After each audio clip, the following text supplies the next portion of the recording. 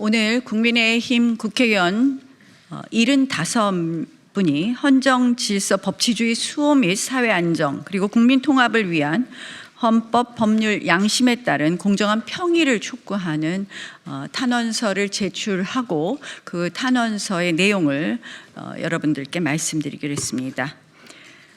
대한민국의 헌정질서를 바로 세우고 법치주의를 수호할 책임과 의무를 국민으로부터 부여받은 헌법재판소 재판관들께 본 탄원서를 제출합니다.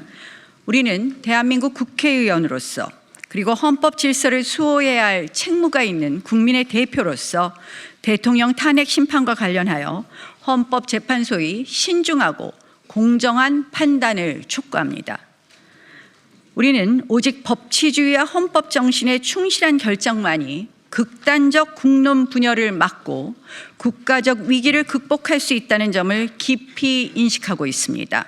이에 헌법재판소가 정파적 이해관계나 정치적 고려를 배제하고 다음의 중요한 사항들을 고려하여 오직 헌법과 법률에 근거한 공정하고 신중한 판단을 해주실 것을 간절히 촉구하는 바입니다.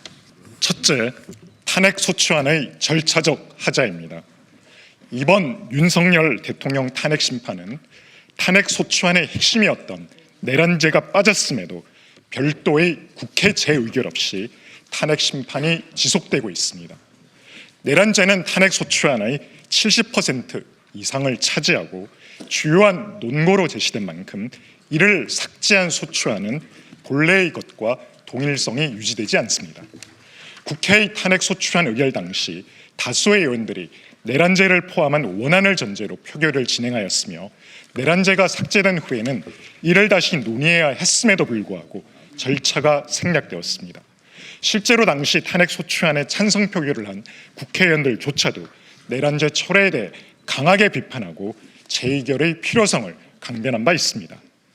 특히 내란죄는 탄핵소추안 가결에 결정적 영향을 미쳤습니다. 내란죄를 제외하고는 국회의원 204명의 찬성을 얻을 수 없었을 가능성이 매우 높습니다. 법치주의 원칙을 수호하기 위해서라도 헌법재판소는 이러한 절차적 문제점에 대한 심도 있는 검토를 해야 합니다.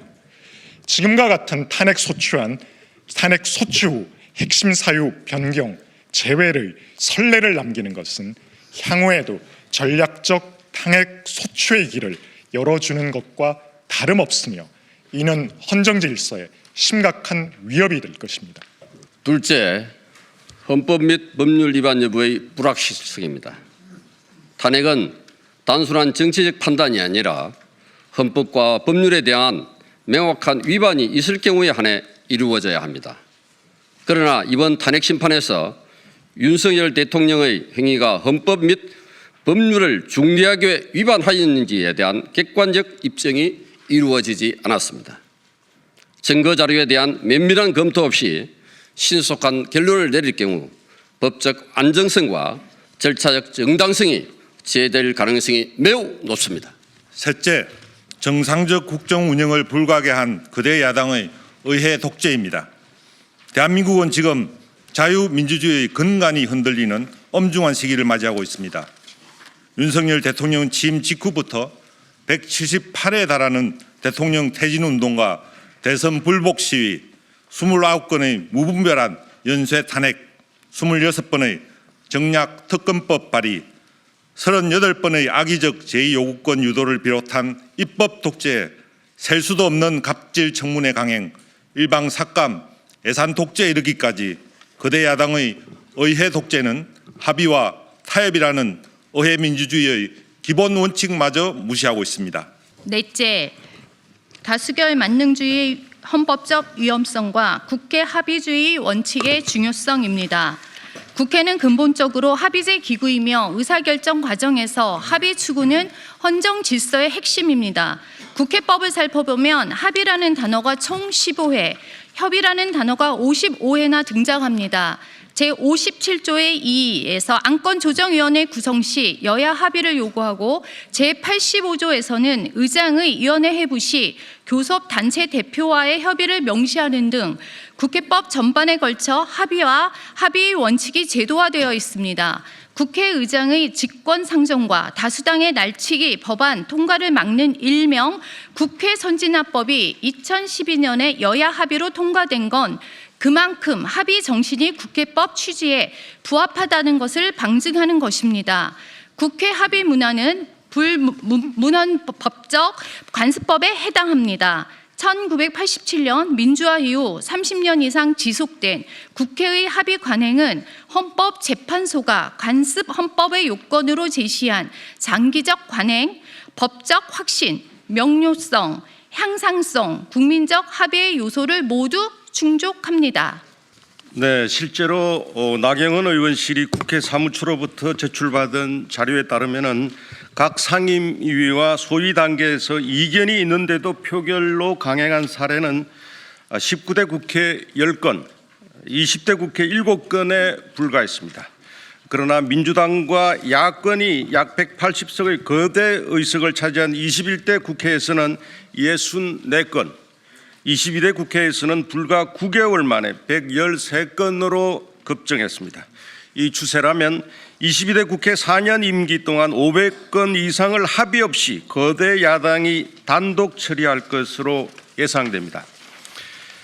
작금의 민주당 입법 폭주와 탄핵 시리즈는 법에 의한 민주적 지배가 아니라 법을 이용한 다수당의 사적 지배라고 해도 지나치지 않습니다.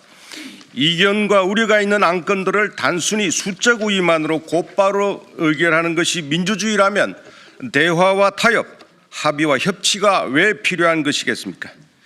지금과 같은 다수결 만능주의로 민주당이 대통령의 국정 운영을 방해하고 입법 독재와 줄탄핵, 특검과 정략화법으로 국정마비, 방탄국회 만행을 계속한다면 대통령이 헌법이 부여한 고유 권한을 행사하는 것 위에 어떤 방법으로 이를 막을 수 있다는 말입니까? 다섯째, 계엄선포권 행사의 통치행위성에 대한 헌법 전문가들의 견해입니다. 비상계엄 선포라는 극단적 조치에 대해 이견이 있을 수는 있으나 우리 헌법은 국가 원수이자 행정부 수반인 대통령에게 계엄 선포권을 부여하고 이에 대한 통제 권한을 국회에 부여하고 있습니다. 거대 야당의 무분별한 의회 독재 앞에서 대통령이 헌법이 부여한 권한을 행사하는 것 외에 다른 선택지가 있었는지 깊이 고민해 봐야 합니다. 최근 미국 연방대법원은 대통령의 직무행위에 대해 면책특권을 인정하면서 대통령이 잠재적 기소의 위험 아래에서 자신의 직무 수행을 주저하게 된다면 그것은 효과적인 정부 기능에 특별한 위험을 야기하는 것이라고 판시했습니다. 이러한 법리는 우리 헌법재판소가 이번 탄핵 심판을 심리함에 있어 깊이 고려해야 할 중요한 준거가 될 것입니다. 여섯째, 형사소송법 개정 취지와 증거 능력 문제입니다. 2020년 형사소송법 개정에 따라 피고인이 검찰에서 한 진술은 법정에서 본인이 동의하지 않으면 증거로 사용할 수 없도록 규정되어 있습니다.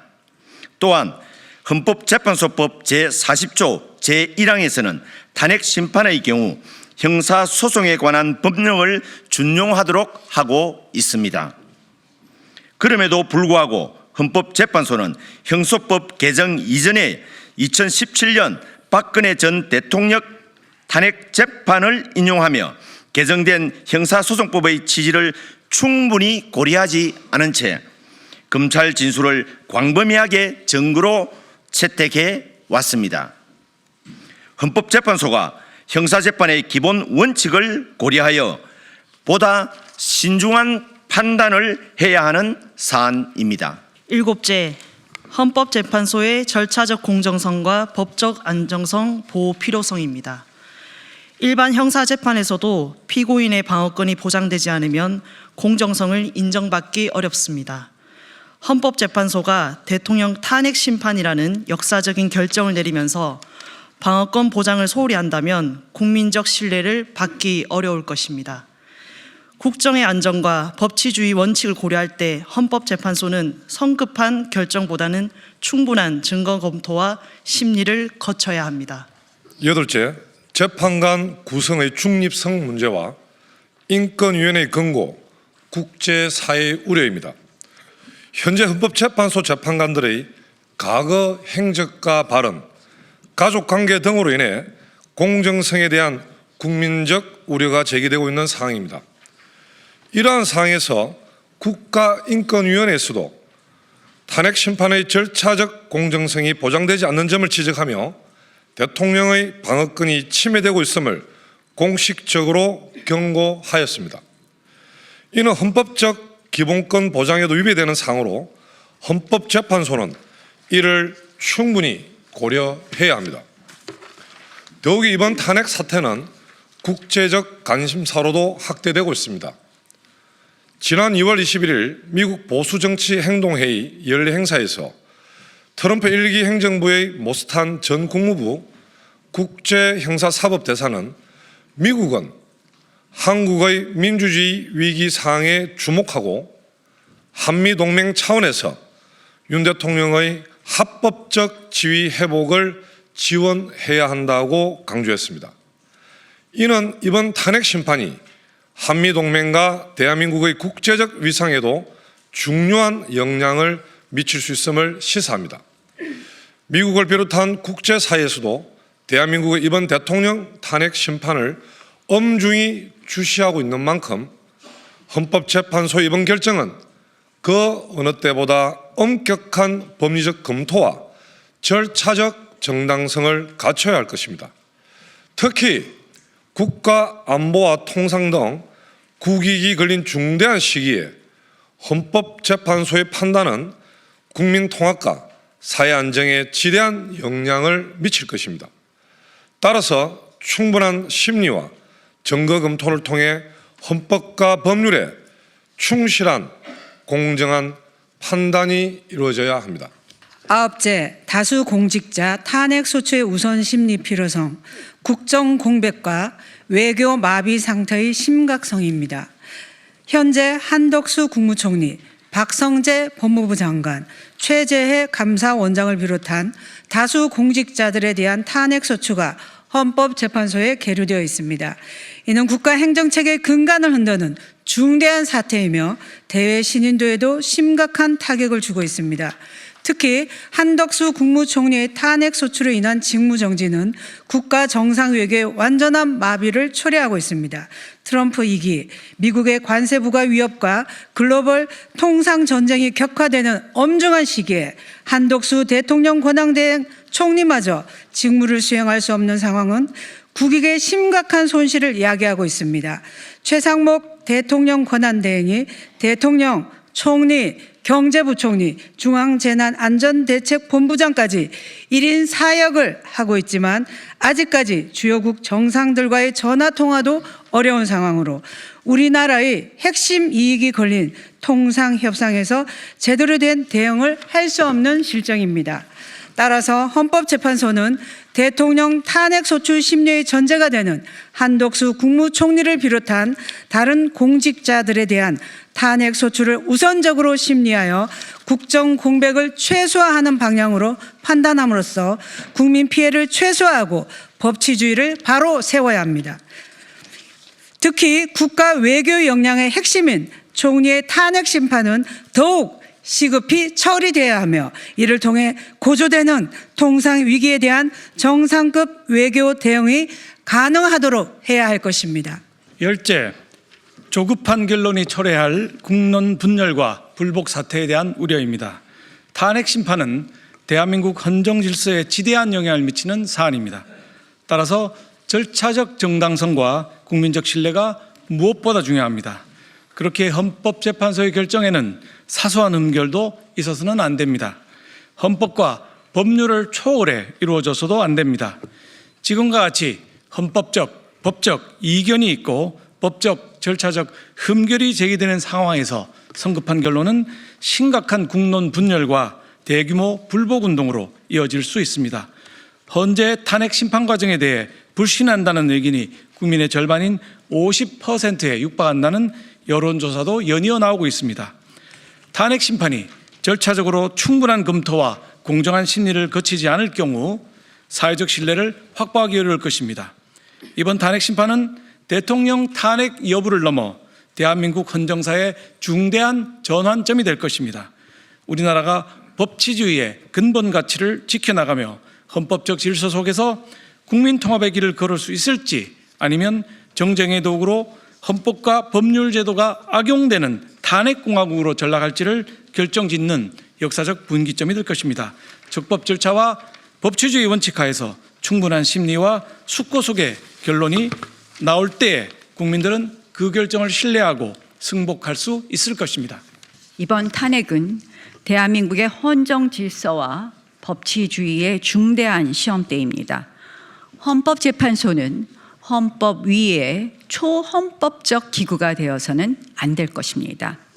헌법재판소는 정치적 고려를 떠나 오직 헌법과 법률에 기반한 판단을 내려야 하며 절차적 정당성을 지켜야 합니다.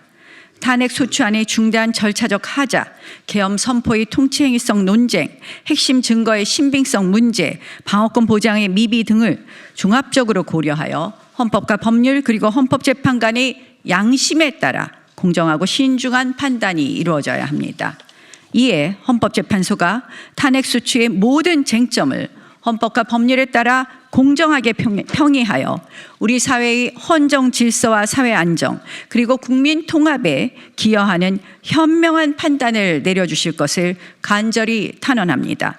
이는 단순히 탄핵의 당부를 넘어 우리 대한민국의 헌정 질서, 법치주의 수호와 최소한의 사회 안정을 위한 주권자인 국민의 염원이라 할 수 있습니다.